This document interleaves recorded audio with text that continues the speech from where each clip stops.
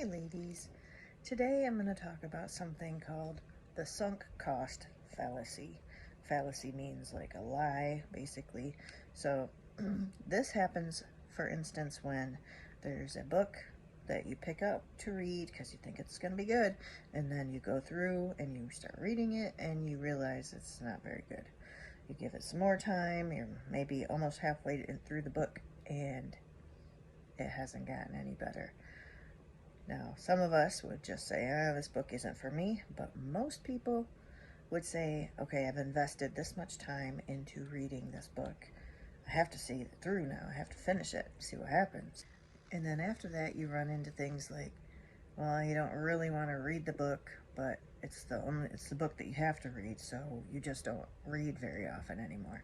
Or you see other books that look interesting, but you don't pick up those books because you have to finish this boring book first.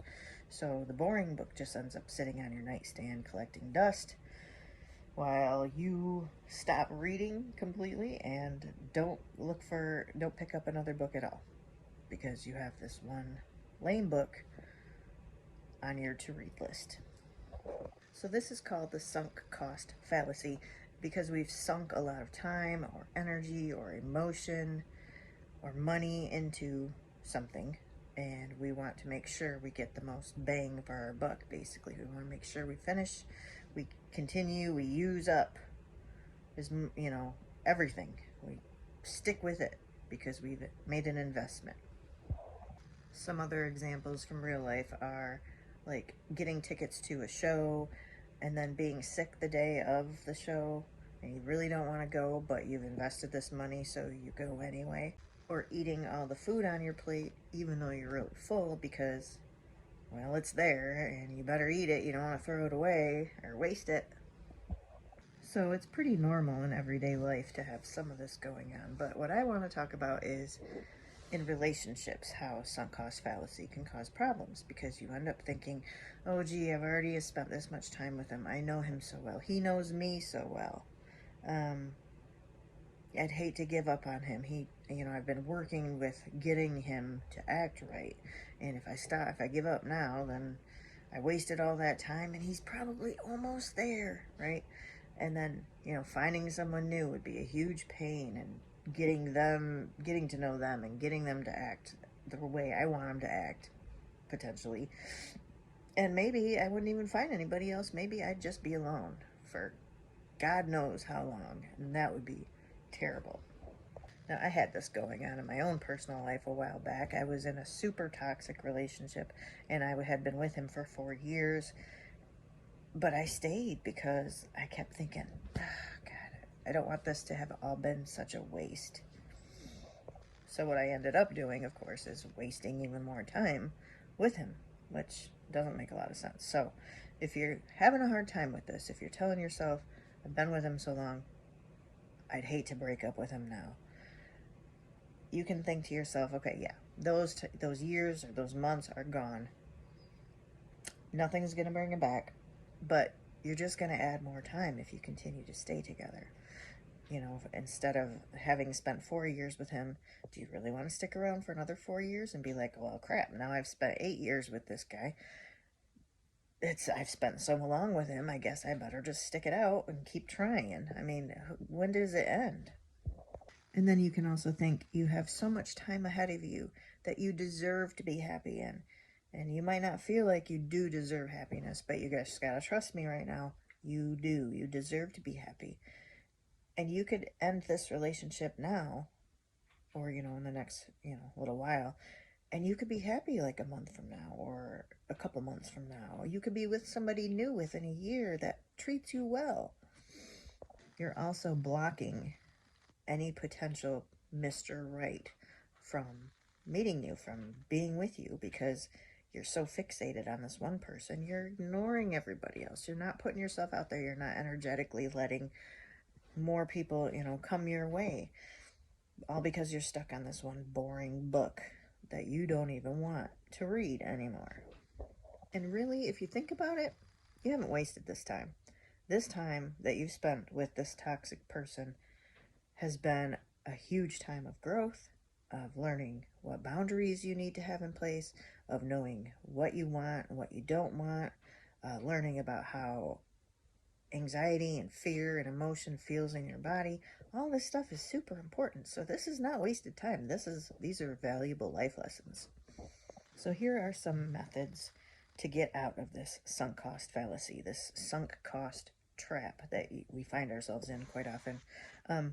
You can like zoom out. If you think about your life on a timeline, right, and you're somewhere in the middle of it now, and you look back at this little chunk of time where you've been with this person and how, crappy it's been. But if you look about after that point, the whole rest of your life is in front of you.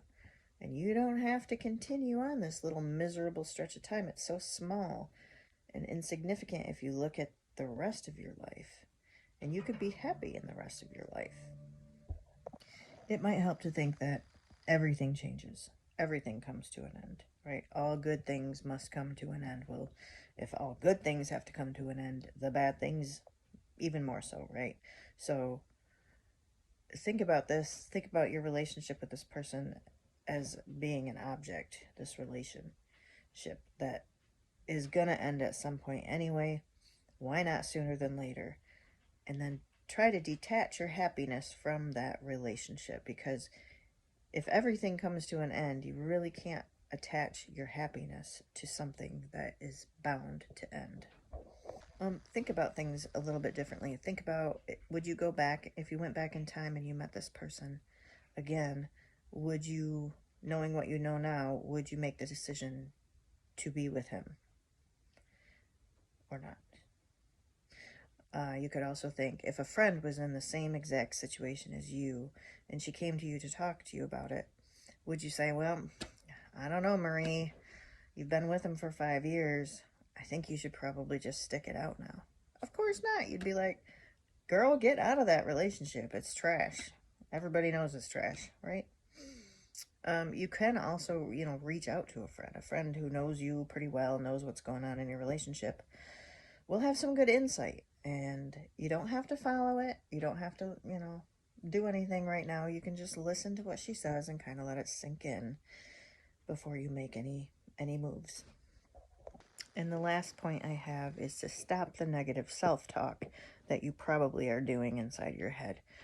Saying things like, oh, I'm going to be alone. I'm never going to find anybody else. I can't believe that this relationship is failing. I'm such a loser, that kind of stuff. It's just bullying yourself, really. So if you have a thought like that, you just, flip it around and say the opposite. Like, oh, I'm going to be alone. No, I'm not. There's so many men out there that would be interested in me.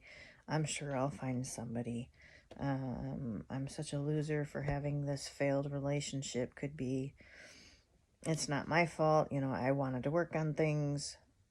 I'm self-aware. It's a good thing. It's a smart, wise thing to get out of something that is not good for me.